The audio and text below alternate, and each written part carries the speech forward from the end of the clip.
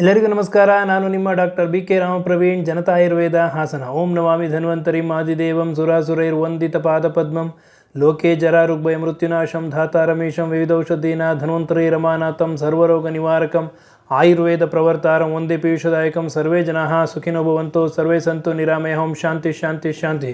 ವೀಕ್ಷಕರೇ, ಒತ್ತಡ, tension, stress ಇವತ್ತು ಪ್ರತಿಯೊಬ್ಬರಿಗೂ ಇದೆ. ಯಾವ ವಯಸ್ಸವರು ಇದರಲ್ಲಿ ಇಲ್ಲ ಅಂತ ಹೇಳೋಂಗಿಲ್ಲ. ಸಣ್ಣ ಮಕ್ಕಳಿಂದ ಹಿಡಿದು ವಯಸ್ಸಾದವ್ರಿಗೂ ಪ್ರತಿಯೊಬ್ಬರಿಗೂ ಒಂದಲ್ಲ ಒಂದು ರೀತಿಯ ಒತ್ತಡ, ಟೆನ್ಷನ್ನು, ಸ್ಟ್ರೆಸ್ ಇದೆ. ಇದರಿಂದ ಹಲವಾರು ಆರೋಗ್ಯ ಸಮಸ್ಯೆಗಳಾಗ್ತಿದೆ. ಮಾನಸಿಕವಾಗಿ, ದೈಹಿಕವಾಗಿ ಕೆಲವು ತೊಂದರೆಗಳನ್ನ ಅನುಭವಿಸ್ತಾ ಇದ್ದಾರೆ. ಇವತ್ತಿನ ಸಂಚಿಕೆಯಲ್ಲಿ ಯಾವ ಯಾವ ಆಹಾರಗಳನ್ನ ನಾವು ಸೇವನೆ ಮಾಡೋದ್ರಿಂದ ಈ ಒತ್ತಡ, ಟೆನ್ಷನ್, ಸ್ಟ್ರೆಸ್ನ ಕಡಿಮೆ ಮಾಡ್ಕೋಬೋದು ಅಂತ ತಿಳಿಸ್ಕೊಡ್ತೀನಿ. ನಮ್ಮ ಒತ್ತಡ ಜಾಸ್ತಿ ಆದಾಗ, ಟೆನ್ಷನ್ನು, ಸ್ಟ್ರೆಸ್ ಜಾಸ್ತಿ ಆದಾಗ ಕಾರ್ಟಿಸಾಲ್ ಅಂತ ಒಂದು ಹಾರ್ಮೋನು ಹೆಚ್ಚಾಗಿ ಉತ್ಪತ್ತಿ ಆಗ್ತದೆ. ಯಾವಾಗ ಈ ಹಾರ್ಮೋನ್ ಹೆಚ್ಚಾಗಿ ಉತ್ಪತ್ತಿ ಆಗ್ತದೋ ಆ ಸಮಯದಲ್ಲಿ ಹಲವಾರು ದೇಹದಲ್ಲಿ ವೈಪರೀತ್ಯಗಳಾಗ್ತದೆ, ಏರುಪೇರಾಗ್ತದೆ.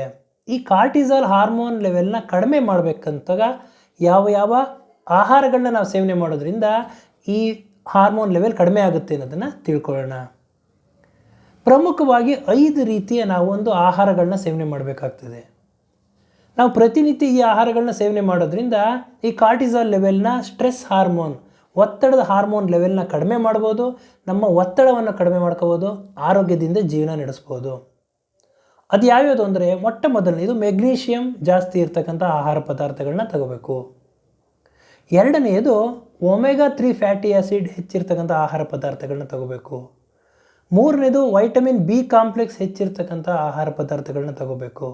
ನಾಲ್ಕನೇದು ಪ್ರೀಬಯೋಟಿಕ್ ಹಾಗೂ ಪ್ರೋಬಯೋಟಿಕ್ ಆಹಾರಗಳನ್ನ ಸೇವನೆ ಮಾಡಬೇಕು. ಐದನೇದು ಹೆಚ್ಚಾಗಿ ಪ್ರತಿನಿತ್ಯ ನಾವು ನೀರು, ವಾಟರ್ ಇಂಟೇಕ್, ನೀರನ್ನ ಜಾಸ್ತಿ ಕುಡಿಬೇಕು. ಮೆಗ್ನೀಷಿಯಂ ವಿಷಯಕ್ಕೆ ಬರೋಣ. ಮೆಗ್ನೀಷಿಯಮ್ ನಾವು ಸೇವನೆ ಮಾಡೋದ್ರಿಂದ ನಮ್ಮ ನರಮಂಡಲ, ನಮ್ಮ ನರ್ವಸ್ ಸಿಸ್ಟಮ್ನ ಆ್ಯಕ್ಟಿವೇಟ್ ಮಾಡ್ತದೆ.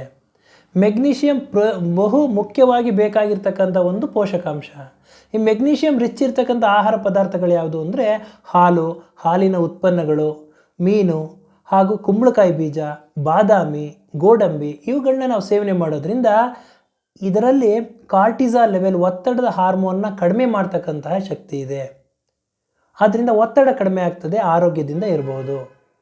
ಎರಡನೆಯದು omega 3 fatty acid. Omega 3 fatty acid ಇರ್ತಕ್ಕಂಥ ಆಹಾರ ಪದಾರ್ಥಗಳು ಅಂತಂದರೆ ಮೀನು ಹಾಗೂ ಕೆಲವೊಂದು ಕಾಳುಗಳು, ಯಾವುದು ಪ್ರಮುಖವಾಗಿ ಅಗಸೆ ಬೀಜ, ಫ್ಲ್ಯಾಕ್ಸ್ ಸೀಡ್ಸು, ಚಿಯಾ ಸೀಡ್ಸು, ಇವುಗಳ ವಾಲ್ನಟ್, ಇವುಗಳನ್ನ ಸೇವನೆ ಮಾಡೋದ್ರಿಂದ ಈ ಒಂದು ಒತ್ತಡ ಕಡಿಮೆ ಆಗ್ತದೆ, ಕಾರ್ಟಿಸಾಲ್ ಲೆವೆಲ್ ಕಡಿಮೆ ಆಗ್ತದೆ, ಸ್ಟ್ರೆಸ್ ಕಡಿಮೆ ಆಗ್ತದೆ, ಆರೋಗ್ಯದಿಂದ ಇರ್ಬೋದು. ಇನ್ನು ವೈಟಮಿನ್ B ಕಾಂಪ್ಲೆಕ್ಸ್ ಹೆಚ್ಚಿರ್ತಕ್ಕಂಥ ಆಹಾರ ಪದಾರ್ಥಗಳು, ಹಸಿರು ಸೊಪ್ಪು, ತರಕಾರಿಗಳು, ಧಾನ್ಯಗಳು, ಹಾಲು, ಮೀನು, ಮಾಂಸಾಹಾರ ಇವುಗಳನ್ನು ಹಾಗೂ ತರಕಾರಿಗಳನ್ನು ಸೇವನೆ ಮಾಡೋದ್ರಿಂದ ವೈಟಮಿನ್ B ಕಾಂಪ್ಲೆಕ್ಸ್ ಹೆಚ್ಚಾಗ್ತದೆ.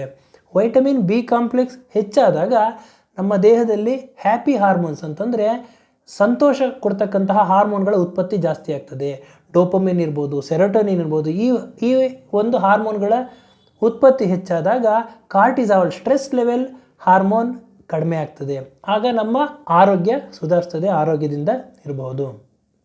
ಇನ್ನು ನಾಲ್ಕನೇದು ಪ್ರೀಬಯೋಟಿಕ್ ಆ್ಯಂಡ್ ಪ್ರೋಬಯೋಟಿಕ್. ಪ್ರೀಬಯೋಟಿಕ್ ಅಂತಂದರೆ ನಾರಿನಂಶ ಇರ್ತಕ್ಕಂತಹ, ಫೈಬರ್ ಹೆಚ್ಚಾಗಿರ್ತಕ್ಕಂತಹ ಆಹಾರ ಪದಾರ್ಥಗಳನ್ನ, ಸೊಪ್ಪು ತರಕಾರಿಗಳನ್ನ ಸೇವನೆ ಮಾಡೋದ್ರಿಂದ ನಮ್ಮ ಸ್ಟ್ರೆಸ್ ಲೆವೆಲ್ ಕಡಿಮೆ ಆಗ್ತದೆ ಹಾಗೂ ಕಾರ್ಟಿಸಾಲ್ ಲೆವೆಲ್ ಹಾರ್ಮೋನ್ ಕಡಿಮೆ ಆಗೋದ್ರಿಂದ ನಮ್ಮ ಆರೋಗ್ಯ ವೃದ್ಧಿಸ್ತದೆ. ಇನ್ನು ಪ್ರೋಬಯೋಟಿಕ್ ಅಂತಂದರೆ ಪ್ರಮುಖವಾಗಿ ಮಜ್ಜಿಗೆ, ಮೊಸರು ಹಾಗೂ ಈ ಒಂದು ಹುದುಗಾಕಿರೋ ಆಹಾರ ಪದಾರ್ಥಗಳನ್ನ ಸೇವನೆ ಮಾಡೋದ್ರಿಂದ ಇದು ಕರಳನ್ನು, ನಮ್ಮ ಇಂಟೆಸ್ಟೈನ್ನ ಕ್ಲೀನ್ ಮಾಡ್ತದೆ, ಗುಡ್ ಬ್ಯಾಕ್ಟೀರಿಯಾಗಳನ್ನ ಜಾಸ್ತಿ ಮಾಡ್ತದೆ ಹಾಗೂ ಜೀರ್ಣಕ್ರಿಯೆಯನ್ನು ಸರಾಗವಾಗಿ ಮಾಡ್ತದೆ. ಇದರ ಜೊತೆಗೆ ಕಾರ್ಟಿಸಾಲ್ ಲೆವೆಲ್ ಅಂದರೆ ಸ್ಟ್ರೆಸ್ ಹಾರ್ಮೋನ್ನ ಕಡಿಮೆ ಮಾಡ್ತದೆ, ಆರೋಗ್ಯವನ್ನು ಹೆಚ್ಚಿಸ್ತದೆ. ಐದನೆಯದು ಹಾಗೂ ಬಹು ಮುಖ್ಯವಾಗಿ ಬೇಕಾಗಿರ್ತಕ್ಕಂಥ ಒಂದು ಅಂಶ ಅಂತಂದರೆ ನೀರು.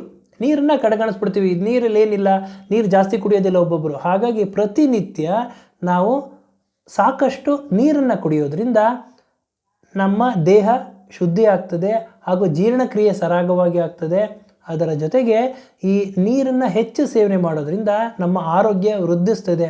ಯಾವಾಗ ನೀರಿನಂಶ ಕಡಿಮೆ ಆಗ್ತದೋ ನಮ್ಮ ದೇಹದಲ್ಲಿ ವಾಸೋಪ್ರೆಸಿನ್ ಅಂತ ಒಂದು ಹಾರ್ಮೋನ್ ಲೆವೆಲ್ ಜಾಸ್ತಿ ಆಗ್ತದೆ. ಇದು ಕ್ರಮೇಣ ಏನು ಮಾಡ್ತದೆ ಅಂತಂದರೆ ಕಾರ್ಟಿಸಾಲ್ ಲೆವೆಲ್ ಸ್ಟ್ರೆಸ್ ಹಾರ್ಮೋನ್ನ ಜಾಸ್ತಿ ಮಾಡ್ತದೆ.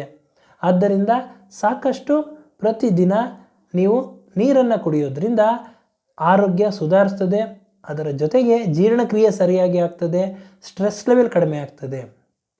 ಹಾಗೂ ಈ 5 ವಿಷಯಗಳ ಜೊತೆಗೆ ಪ್ರಮುಖವಾಗಿ ಪ್ರತಿನಿತ್ಯ ಧ್ಯಾನ, ಪ್ರಾಣಾಯಾಮ, ಯೋಗಾಸನ, ದೈಹಿಕ ಚಟುವಟಿಕೆಗಳು, ಎಕ್ಸಸೈಸ್ ಈ ಒಂದು 5 ಕ್ರಿಯೆಗಳನ್ನ ನಾವು ಮಾಡೋದ್ರಿಂದ ಪ್ರತಿನಿತ್ಯ ಮಾಡೋದ್ರಿಂದ ನಮ್ಮ ಆರೋಗ್ಯ ವೃದ್ಧಿಸ್ತದೆ, ಆರೋಗ್ಯ ಸಮತೋಲನದಲ್ಲಿರ್ತದೆ, ಸ್ಟ್ರೆಸ್ ಲೆವೆಲ್ ಒತ್ತಡ ಕಡಿಮೆ ಆಗ್ತದೆ, ನಾವು ಮಾನಸಿಕವಾಗಿ, ದೈಹಿಕವಾಗಿ, ಸಾಮಾಜಿಕವಾಗಿ ಆರೋಗ್ಯವಾಗಿರ್ಬೋದು ಅಂತ ಹೇಳ್ತಾ ಇವತ್ತಿನ ಈ ಒಂದು ಸಂಚಿಕೆಯನ್ನು ಮುಗಿಸ್ತಿದ್ದೀನಿ. ನನ್ನ ಈ ವಿಡಿಯೋ ತಮಗೆ ಇಷ್ಟವಾಗಿದ್ದಲ್ಲಿ ಲೈಕ್ ಮಾಡಿ, ಶೇರ್ ಮಾಡಿ ಹಾಗೂ ನನ್ನ ಎಲ್ಲ ಮುಂದಿನ ವಿಡಿಯೋಗಳಿಗಾಗಿ ಸಬ್ಸ್ಕ್ರೈಬ್ ಮಾಡಿ. ಧನ್ಯವಾದಗಳು.